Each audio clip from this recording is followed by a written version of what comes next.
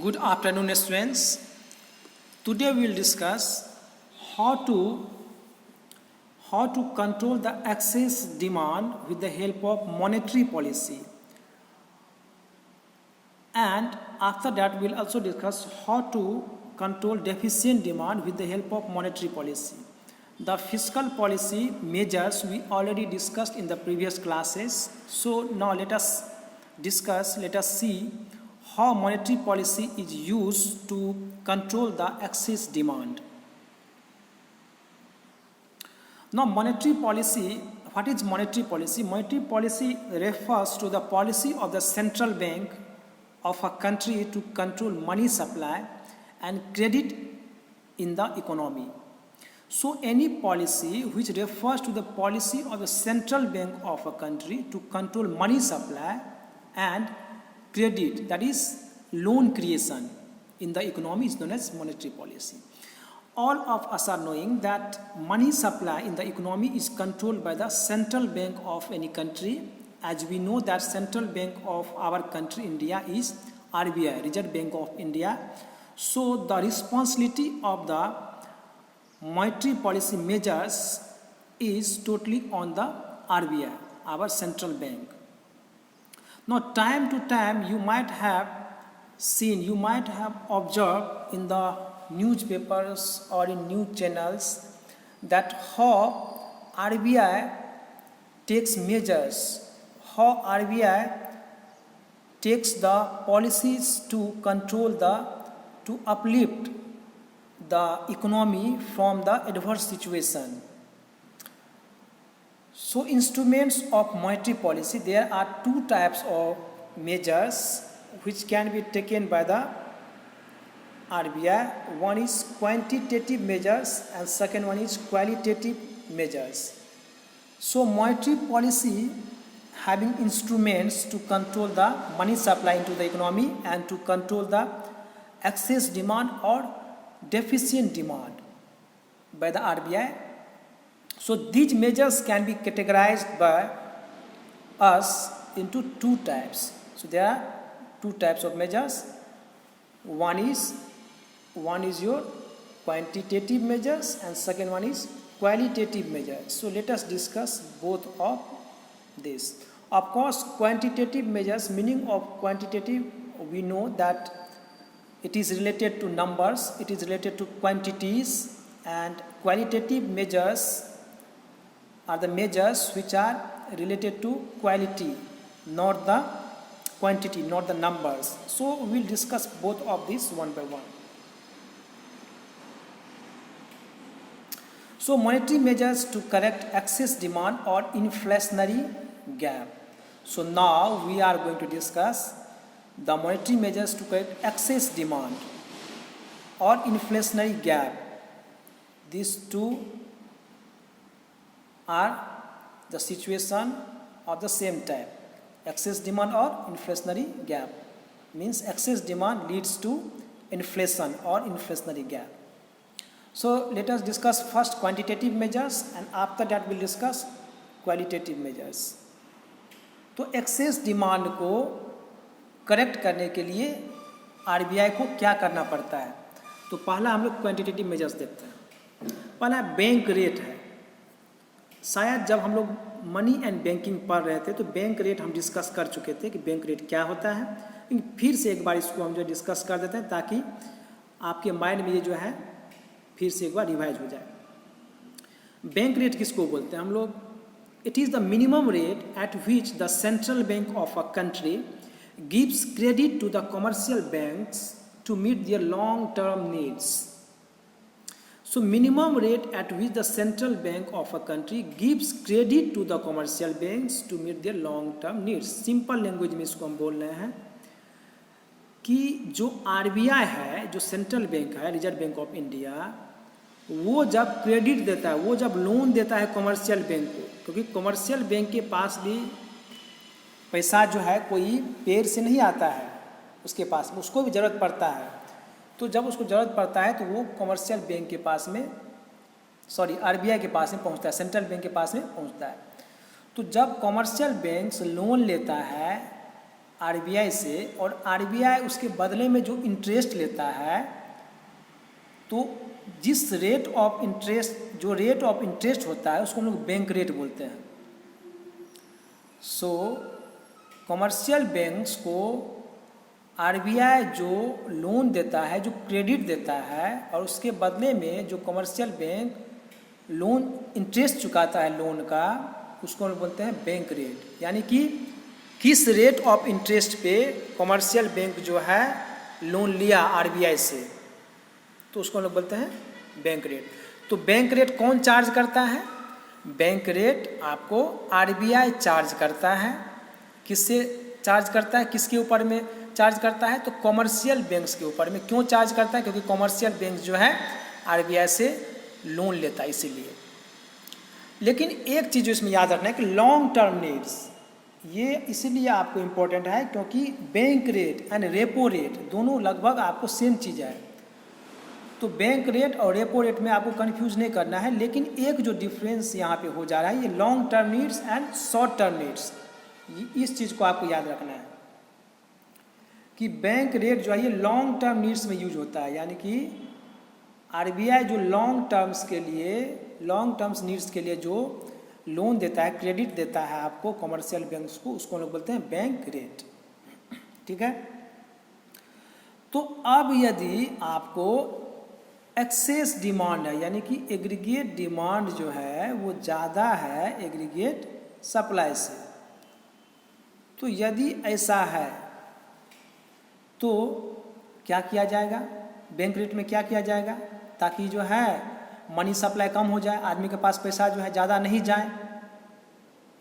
तो उसके क्या करेंगे? Bank rate is increased, bank rate is increase which increases the rate of interest of commercial banks।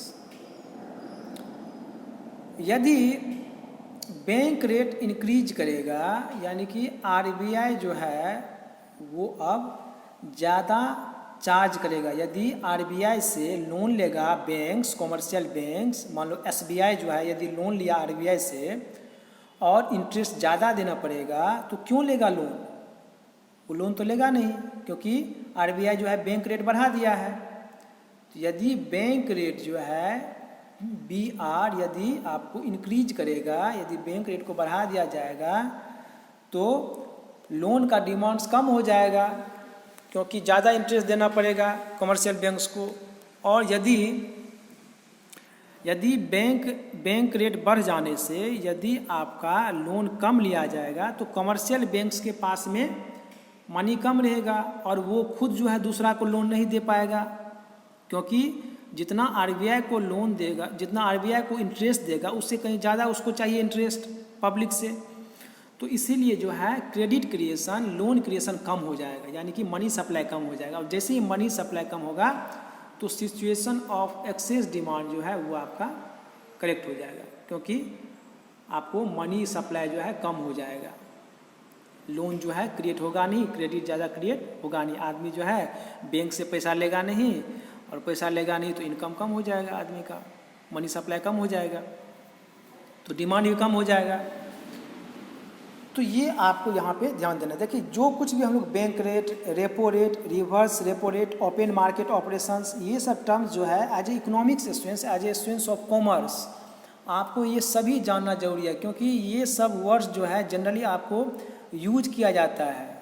आपको day by day life में आप इसको देखेंगे, सुनेंगे, रेपो रेट और ये जो है reverse repo rate, bank rate, ये सब आपको हमेशा जो है ये डिस्कस होता है। आप न्यूज़ चैनल सब पे भी देखेंगे कि ये चेंज होते रहता है, हर एक 3 मंथ्स पे क्वार्टरली चेंज होते रहता है। आरबीआई इसको अनाउंस करता है कि रेपो रेट अभी ये है, रिवर्स रेपो रेट अभी ये है।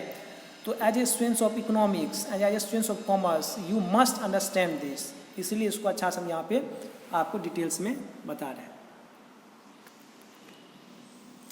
तो यही चीज़ जो हम बताए हैं वही बताए। It makes the credit costlier, demand for credit reduces, supply of money decreases, purchasing power is reduced, and aggregate demand falls and excess demand is corrected। ये उसी प्रोसेस को हम एक्सप्लेन किए हैं जो अभी थोड़ा देर पहले हम आपको बताए थे, यहाँ पे पॉइंट वाइज यहाँ लिख दिए। क्योंकि aggregate demand is the consumption demand plus investment demand. आप जो बिजनेसमैन है उसको लोन मिलेगा ही नहीं, महंगा लोन मिलेगा तो लोन क्यों लेगा वो, और लोन नहीं लेगा तो वो जो है इन्वेस्टमेंट डिमांड जो है वो कम हो जाएगा, डिमांड जो है आएगा नहीं, वो जो इन्वेस्ट करना चाहेगा नहीं, तो इससे क्या होगा, फॉल कर जाएगा aggregate demand. Next one repo rate, bank rate हम लोग डिस्कस करते हैं। Repo rate it is the interest rate charge by RBI from commercial banks for providing short term loans और फंड्स अगेंस्ट अप्रूव्ड सिक्योरिटीज। यहाँ पे दो चीज़ को याद रखें, अप्रूव्ड सिक्योरिटीज और शॉर्ट टर्म लोन्स। देखो bank rate and repo rate, इसमें कंफ्यूज आपको नहीं करना है, दोनों का जो मकसद एक ही होता है, एक ही चीज़ है, लेकिन डिफरेंस क्या है। Bank rate is taken for long terms, लंबा टाइम के लिए, लॉन्ग टर्म नीड्स के लिए, और जो रेपो रेट होता है वो होता है आपको शॉर्ट टर्म लोन्स के लिए। तो रेपो रेट आपको वो रेट है जो RBI चार्ज करेगा कमर्शियल बैंक से, जिस तरह से बैंक रेट में हो रहा था इसमें भी वही होगा। RBI जो है आपको लोन देगा कमर्शियल बैंक्स को, और बदले में कमर्शियल बैंक को इंटरेस्ट देना पड़ेगा। तो ये जो रेट ऑफ इंटरेस्ट है इसको हम बोलते हैं रेपो रेट, यानी कि RBI जो है कितना इंटरेस्ट जो है वो चार्ज कर रहा है, तो उसको हम बोलेंगे rate of interest, that is repo rate. लेकिन ये है शॉर्ट टर्म लोन्स के लिए, RBI देगा शॉर्ट टर्म्स के लिए देगा, ज़्यादा बड़ा टाइम के लिए नहीं देगा, लॉन्ग ड्यूरेशन के लिए नहीं देगा, शॉर्ट टर्म के लिए देगा। और अप्रूव्ड सिक्योरिटीज़ आपको याद रखना है कि इसके बदले में आपको कुछ सिक्योरिटीज़ जो आपको देना पड़ेगा, कमर्शियल बैंक्स को कुछ सिक्योरिटीज़ जो आपको देना पड़ेगा, जमा करना पड़ेगा, किसके पास में, तो RBI के पास में सिक्योरिटीज जमा करेगा और उसके बदले में उसको जो है लोन्स दिया जाएगा। इसको बोलते हैं repo rate, repurchasing rate. Repo का मतलब यहाँ क्या हो गया, रीपर्चेजिंग। तो रीपर्चेजिंग किस चीज़ का परचेज हो रहा है, परचेज से तो हम लोग को यही समझ में आता है कि कुछ खरीदा जा रहा है, तो परचेज क्या हो रहा है, तो सिक्योरिटीज परचेज हो रहा है। ये जो सिक्योरिटीज आप यहाँ देख रहे हैं इसका परचेज हो रहा है, इसलिए इसको हम लोग बोलते हैं repurchase rate, repo rate, repurchase rate, ठीक है। सिक्योरिटीज इसका परचेज हो रहा है, ये किसके पास जा रहा है, ये कौन परचेज कर रहा है, RBI। बदले में क्या हो रहा है, बदले में लोन्स दे रहा है। कौन सा लोन्स दे रहा है, शॉर्ट टर्म्स लोन दे रहा है। लॉन्ग टर्म्स लोन्स के लिए RBI कौन सा जो है रेट देता है, बैंक रेट। और शॉर्ट टर्म लोन्स के लिए जो RBI कौन सा आपको रेट चार्ज करता है, तो रेपो रेट। तो इस चीज़ को आप, ये डिफरेंस को आप याद रखेंगे।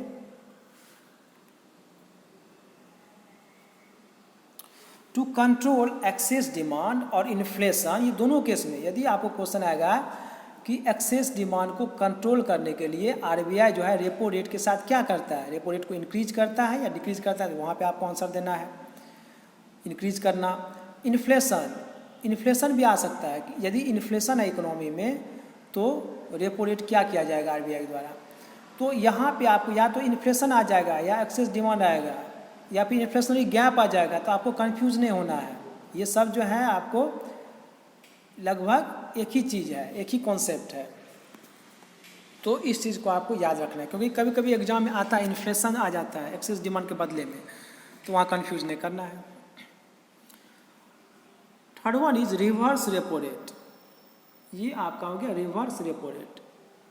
Now reverse repo rate, when the commercial banks have surplus funds, they can deposit the same with the central bank and earn interest। अब देखिए यहाँ पे यदि कमर्शियल बैंक्स के पास में आपको ज़्यादा पैसा हो गया है, कमर्शियल बैंक जैसे SBI मान लो, SBI के पास में यदि ज़्यादा फंड आ गया है, सरप्लस फंड्स, ज़रूरत से ज़्यादा यदि उसके पास आ गया है फंड्स, तो ऐसा हो सकता है कि वो RBI के पास में जमा कर सकता है।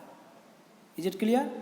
यदि कमर्शियल बैंक्स के पास में ज़्यादा आपको आ गया है फंड, सरप्लस फंड्स है, तो वो RBI के पास में जमा कर सकता है, और RBI जो है उसके बदले में आपको इंटरेस्ट देगा। रिवर्स रेपो रेट कौन देगा, इंटरेस्ट RBI देगा। यहाँ पे चेंज हो जाए, याद रखना, बैंक रेट और रेपो रेट। वहाँ पे कमर्शियल बैंक जो है इंटरेस्ट दे रहा है RBI को, और यहाँ पे RBI दे रहा है कमर्शियल बैंक को। क्यों दे रहा है, क्योंकि कमर्शियल बैंक जो है आरबीआई के पास में जमा किया है, क्योंकि उसके पास ज़्यादा जो है पैसा था। So when the commercial banks have surplus funds they can deposit the same with the central bank and earn interest. The rate of interest paid by the central bank on such deposits is called reverse repo rate. देखिए इस चीज़ को याद रखना है, the rate of interest paid by the central bank, not by the commercial banks but by the central bank on such deposits is called reverse repo rate.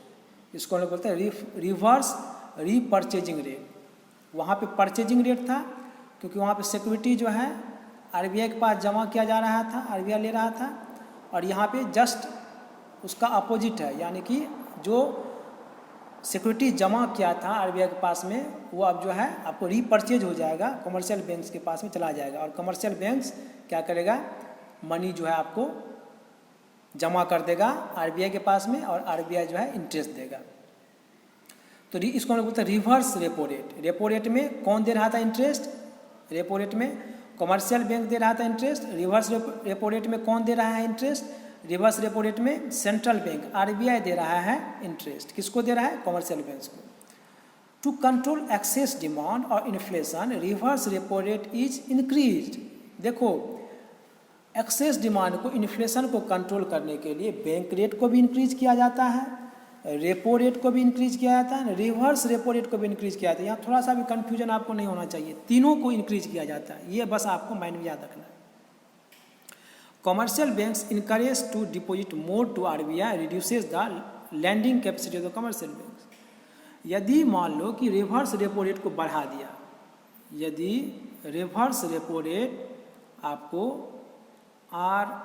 Reverse repo rate को यदि आपको बढ़ा दिया गया तो क्या होगा, कमर्शियल बैंक्स ज़्यादा से ज़्यादा जो है पैसा जमा करना चाहेगा, किसके पास में, आरबीआई के पास में। क्यों जमा करना चाहेगा, क्योंकि उसको ज़्यादा इंटरेस्ट मिलेगा, आरबीआई जो है सेंट्रल बैंक ज़्यादा इंटरेस्ट देगा। तो मान लो कि एसबीआई जो है, स्टेट बैंक ऑफ इंडिया जो है, उसके पास में ज़्यादा पैसा है, सरप्लस मनी उसके पास में, तो ज़्यादा वो जमा करेगा आरबीआई के पास में। क्यों, क्योंकि रिवर्स रेपो रेट बढ़ गया है, यानी कि बैंक जो है वो ज़्यादा आपको इंटरेस्ट देगा, इसलिए ऐसा हुआ। तो कमर्शियल बैंक जो है वो ज़्यादा से ज़्यादा चाहेगा कि हमको ज़्यादा इंटरेस्ट मिल रहा है तो ज़्यादा जमा करेगा, और यदि ज़्यादा जमा करेगा तो एसबीआई के पास में या फिर कमर्शियल बैंक के पास में आपको क्रेडिट क्रिएशन का नया लोन क्रिएट करने के लिए मनी रहेगा नहीं, क्योंकि वो तो आरबीआई के पास में जमा कर दिया खुद इंटरेस्ट लेने के लिए, और वहाँ पे इंटरेस्ट लेने के जमा कर दिया तो लोन जो है क्रिएट नहीं कर पाएगा, यानी कि मनी सप्लाई जो है फिर आपको कम हो जाएगा, और इकोनॉमी में जो है आपको मनी सप्लाई यदि कम हो जाएगा, क्रेडिट लोन यदि कम आदमी के पास में अवेलेबल रहेगा, बिजनेसमैन के पास में कम अवेलेबल रहेगा, तो क्या होगा, आपको एग्रीगेट डिमांड जो है वो नीचे चला जाएगा। यदि जैसे ही एग्रीगेट डिमांड फॉल्स होगा तो उससे क्या होगा, आपको एक्सेस डिमांड जो है वो कम हो जाएगा। So this is all about today's class.